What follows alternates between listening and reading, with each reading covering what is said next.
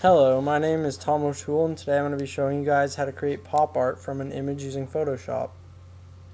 So what you're going to want to do is start with an image that looks something like this, and then you want to create a final product that looks something like this. So yeah, this is a piece that I created on my own, and I hope you guys can create something similar to this that you like. So here you go. So to start, you want to do File, Open,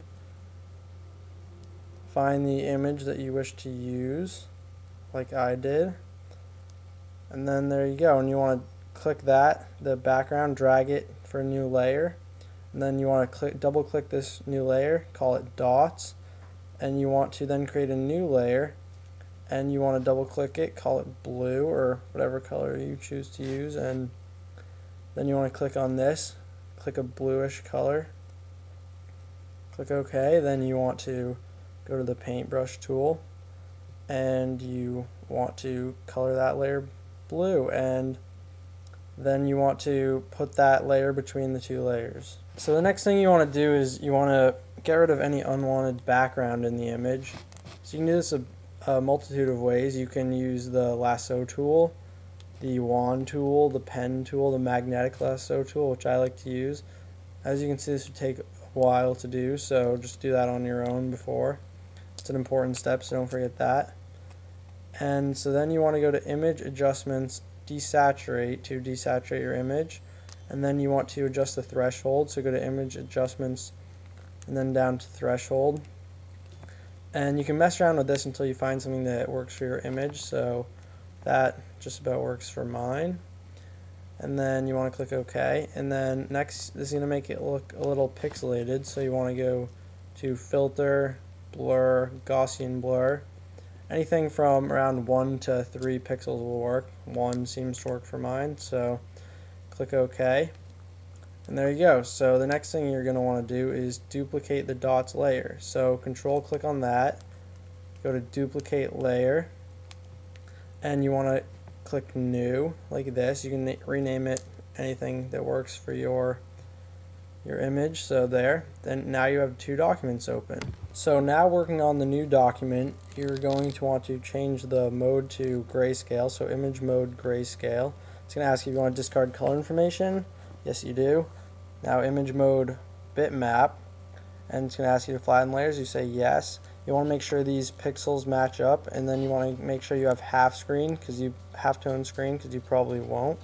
So then click OK. For frequency, about 12, that works for me, so click OK.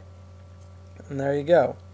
So you're almost done with this. Now you have to transfer it back to the other one. So you want to go image mode back to grayscale, size ratio about 1, then back to RGB color, as you can see, and after that you want to go down, click duplicate layer, and you want to make sure your document is the one that you're on before.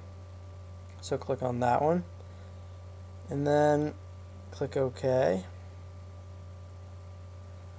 and then move back to your original document. So the final step for the dots layer is you want to create a clipping path between the new layer and the dots layer. So make sure you select both of these and then alt click, so you see a double bubble, click on that.